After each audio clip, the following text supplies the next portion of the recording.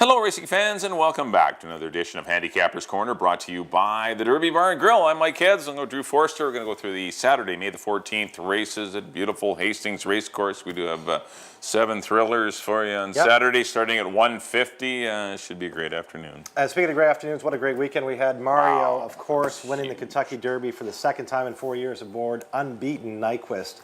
And how good did he look doing it? Comes back a week this Saturday. Next Saturday. Yeah, week after this card, we're heading off to Pimlico for the Preakness. But yes, he was super impressive. He looked great. He was the one sitting close to the pace, the 45 and change, the 110. And Exaggerator was looking to make a move at him, but I don't know. I don't think he would have ever got by him. Nyquist is just a special horse, and congratulations to Paul Redham and Doug O'Neill, and of course our good buddy Mario Gutierrez, who has done it again. And that was cool. Very exciting weekend and a great Mother's Day. We had 4 stakes here: Arabella's Muse, Modern. Then the 3-year-olds, we had Stands in Command, won the 3-year-old stakes race, and Snuggles looked great on her comeback. Hamill was just hogging all the races last week. It was great. Him and Gordy Rumble had a great weekend, winning a pile of races. Let's get into the Saturday opener. $4,000 fillies and mares, non-winners of 3 lifetime, going 6.5 furlongs. I ended up on the 4. Super. I tried to look around for another horse, I guess Ariki Princess, but I went to Catch and Fire. Just missed last time to Chic Bird, had a good trip, and the final time was fast, and just looks like she might be better than these, and there's not a whole lot of pace in the race. Cadeo's going to go to the front. Catch and Fire is going to get the same trip she got last time, and so I'm expecting her to run similar. Yeah. The only horse that might get a little better trip, comfort-wise, is Ariki Princess, the outside horse. She was kind of pinned down on the inside last time and didn't like it. She was kind of one-paced, didn't run a race. But I think on the outside, maybe she can sit in the 2 or 3 path. You want horses to save ground, but sometimes you don't want to sacrifice it in the expense of comfort and relaxing, and she might be better on the outside of horses. So I look for a Ariki Princess maybe to turn the tables on Catch and Fire. Too, so she might need the outside, and this might be a perfect draw for a Ariki Princess. So I put her in for second. Put the 2-horse Wild Rose of Texas on the class drop, going to get blinkers. Kind of a sparse form. Had a couple of runs in 2014, and only 2 in 2015. Then won just recently for 16,000 and didn't show a whole lot. Loses Amadeo Perez. I don't know, just not a horse I can say, okay, on the class drop, this horse is going to win. So I'm just a little concerned. Yeah. I went 4, 5, and 2. I don't know much to add. I agree. Catch and Fire looks like the horse to beat in here because she is going to get a perfect trip. Ariki Princess looks like a clear second to me. Right. I threw Cadeo in for third. Why not? She got beat by 4 lengths by Catch and Fire last time. She's in the mix, but I think it's Catch and Fire, Ariki Princess. I agree with you. I went 4, 5, and 3 in the first. On to the second, fillies and mares, 8,000 non-2, non-3 BC breds, going 6.5 furlongs. I went down to the rail horse here. I Believe in Angel. Pedro Alvarado rides for Anita Bolton. There's not much pace in here. The only other pace, that looks like is in here is the other Anita Bolton horse, which is probably not going to go up. They're not going to go kill each other. Kill her. So she's on the rail. She's got Pedro. I think she's going to be a handful. She gets the lead. Going to be tough to run down. The horse that will be coming, looming up on her, trying to catch her, will be Xenia. I put her in the second spot. She's got to be respected in this spot. I like the fact she's had an out now. I look for her to improve in her second start, but she is going to have her hands full trying to catch I Believe in Angel. And I did put Anita's other horse, PG Star. Just 1 start and 1 win as a 2-year-old. Done nothing wrong. Has to be respected in here for 8,000. I went 1, 3, and 5. Yeah, I agree. I Believe in Angel's race to win or lose. The 6.5, that was the only question. But she is going to get probably a very comfortable pace with her stablemate, likely being the only other speed. Stormstalker, the 4-horse, has shown speed in the past, but we'll see if that materializes. But I believe in Angel. It's definitely her race to win or lose. Xenia gets an extra half a mile to work with, or half a furlong, to work with. And the track that day was playing heavy for speed. Anything that went to the front won. And Xenia, the track was playing against her. Maybe it will be again, but it's not so much the track, but it's just sometimes there's no pace on up front, and that was the case last time. And I think Xenia will be more of a force at 6.5 than she was at 6, and she'll just need a little luck maybe to turn the tables on I Believe in Angel. Just going to need someone to put a little pressure through the opening half mile, and then things could get interesting as they approach the wire. I put Stormstalker in for third. Not crazy about the fact she was scratched on parade that same day. Yeah. She was actually in on April 24th, but was scratched on parade. Obviously, something was amiss that day, but she's come back to work, but she's got some ability too. I went 1-3-4. On to the third race. I got some 12-5 older runners here going 6.5 furlongs. I ended up on the 5 Every Night's a Blur. I'm going to try him to maybe defeat Burnham. I think those are your 2 horses. I think the outside should dictate things. There's no speed in the race. Every Night's a Blur should get the lead. Had to battle last time with the eventual winner after the conflict, but wasn't crazy about the fact that he didn't hold a little better in the stretch, but it was a little gamer. But still, the horse has come back to work well and likely to get loose in here, and that's my issue with. Do I love the horse? No, but I just think that the way the race sets up, the dynamics of the race are going to help Every Night's a Blur. I put Burnham in for second. He's a nice route speed horse. I don't know if he's fast enough to get near Every Night's a Blur early, but Burnham has excellent form. He has some back class to him, and he's a neat, cool dude. And I put the 4 Distillery in the mix as well. He was, he raced evenly in his debut. I think he'll be a little bit better this time. This is a little easier spot. I know it's the same claiming level, but this race didn't come up tough for the level at all. This 12-5, some 12-5s used to come up with Bear Rock and Roll and these crazy tough horses, and this isn't a tough 12-5, so I think Distillery's got to be respected as well. At the Ritz, I think wants to run long. Mark wants to run long. Leo's in the house. Might not be as good as the outside 3, and that's why I left him out. I went 5, 6, and 4. I flip-flopped the last 2. I did go to Burnham. I'm hoping he can just sit off Every Night's a Blur, put enough pressure on him. A good post for his running style. I think he will get every opportunity to win. Gets right on the outside of Every Night's a Blur. I'm hoping he can wear him down. So I put Burnham on top of Every Night's a Blur, as you mentioned. He's going to be the speed horse in the air. But I just think that Burnham can hopefully put enough pressure on him to try and wear him down, because, as you say, I like the fact that he's on the outside of him. And I put Mark in the 3rd spot. He does want to go longer, but he gets Richard Hamill, who's batting 39% right now, and Patty Leaney's horses have been firing. Yeah, she's going great, too. She's 40% or something. She's doing really well, Patty. Her she's 44%. Hamill's 40%. And it runs protected for 12-5. That's, that horse can run here without being claimed, which is a bonus, and it's good not his best distance by any means. No, he'll need some pace help. But he's definitely a distance horse. Horse that he might even be able to get him. He did run second for 16 last year behind Go for Guinness, so going 6.5. But he does get better going long. But I put him in 3rd just because of the connections. Everybody's on fire there. So I went 6, 5, and 3. On to the 4th, a maiden 4,000 for Fillies and Mares, going 6.5 furlongs. I went to the 5. I went to Hamill again here. Devaney, I thought, made a good account of herself in her first start, running 3rd behind Baja Storm and a Fleet Alice. Only got beat 5 lengths. It was her first start as a 5-year-old. She's a grindstone out of a Meadow Lake mare. She's going to appreciate the extra half furlong. I like the fact that Hamill sticks with her. I put her on top of Ado of the Anita Bolton barn. Ado. Another one that had a good race in her first start for owner Peter Redekop. Only got beat 2 3/4. Did run 5th, but I thought a good race for her first start. And in a field that's there are a lot of horses in here that have been somewhat disappointing. The fact that it seems, could have a lot of upside. Just a 3-year-old filly who made 1 start, didn't get beat that far. And I put on camera, first-time starter. Robbie Anderson's off to a very good start this year, and she's been working well. Ruben Lara rides her for the Red Rock Farm. In 3rd, I went 5, 7, 8. Yeah, I agree with the 5, Devaney. I think this is your horse to beat. I thought an encouraging debut. I think the filly will learn a lot from that race. Yeah. She's a 5-year-old, but, still, it was... I thought it was a very good debut. The horse come back to work, nice little breeze. So she at least shows she came out of the race in decent order and was able to breeze. That's good.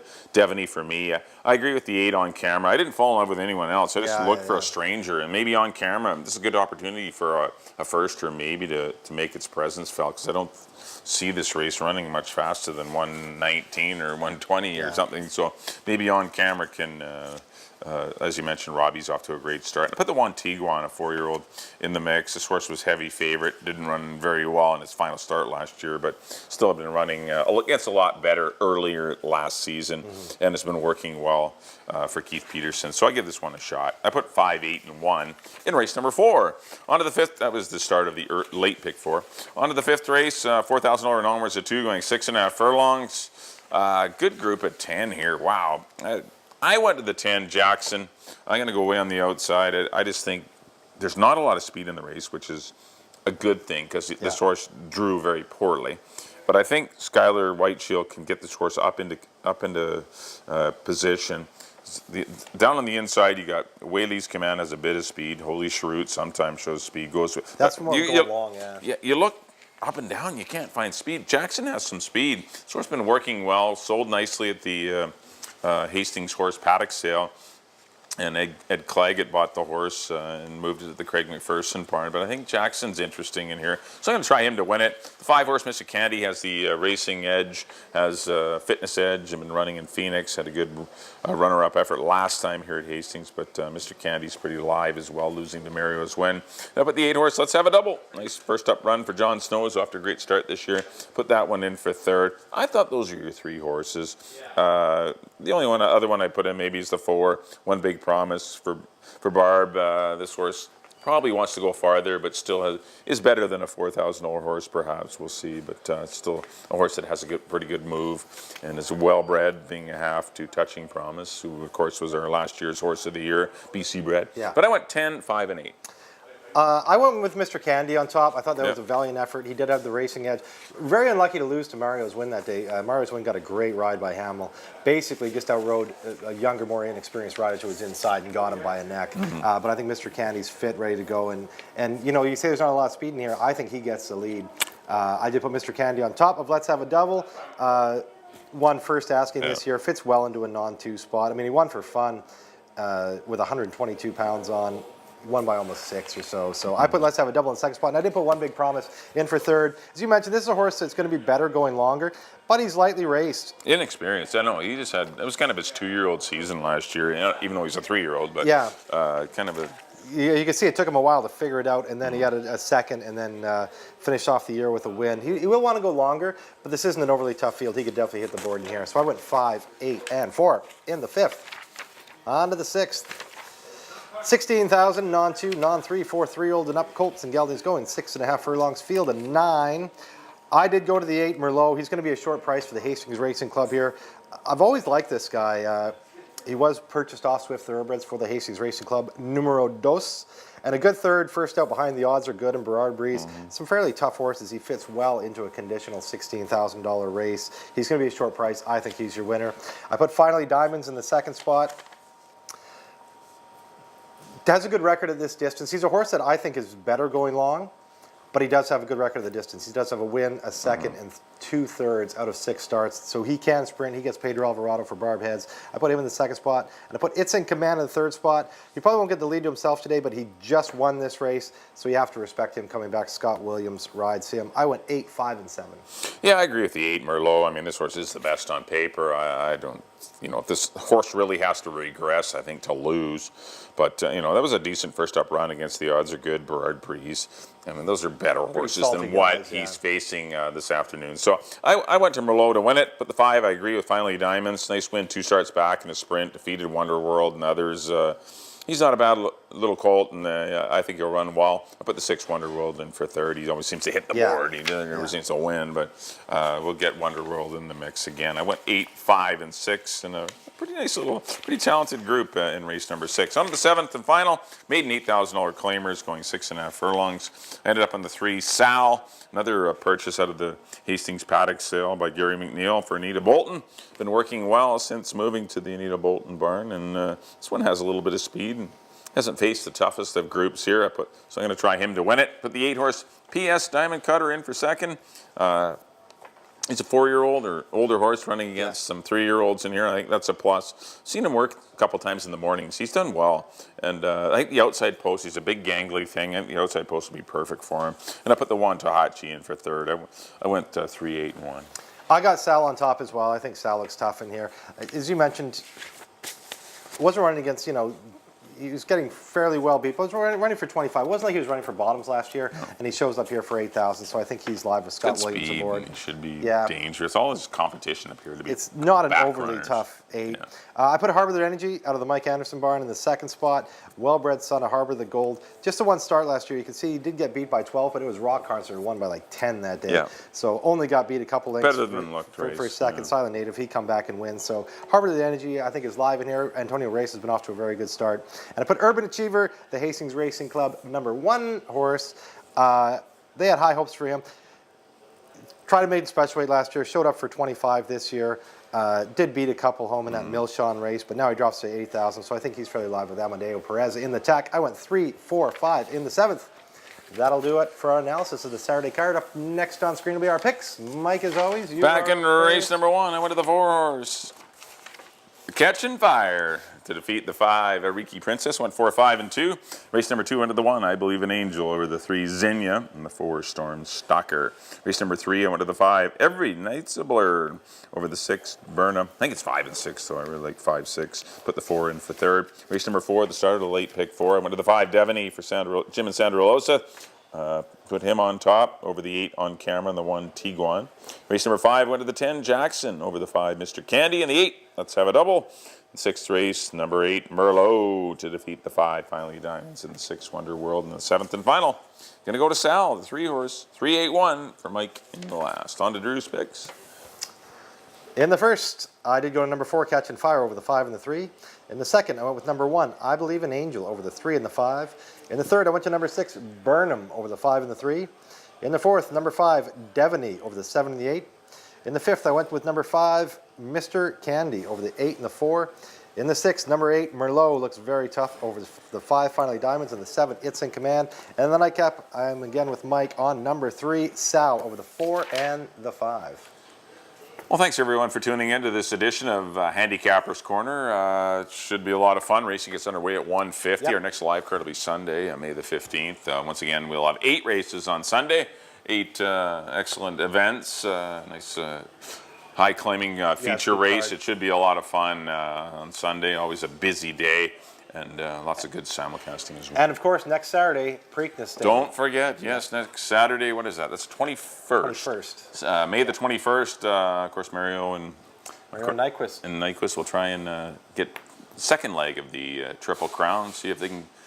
Certainly looks good to do it. I think he's going to be very tough in the He's Preakness. going to be tough. I don't know about the Belmont. It's always a bit of a different, mile and a half. different creature. Oh, we should mention too, local friend of the Derby Bar and Grill here, John Gunther, will have one running in the Preakness as well. Stradavinsky. Yeah, something like that. Yeah, we'll get his name for the next something like show. that. He looks very good too, but I think Nyquist does take home the Preakness. I agree. Yeah. It's going to be a lot of fun though. But that's next the following Saturday, May the 21st, for the second jewel of the Triple Crown. Well, thanks everyone once again for tuning in. On behalf of Drew, we'll see you next time here at the Derby Bar and Grill for Handicappers Corner.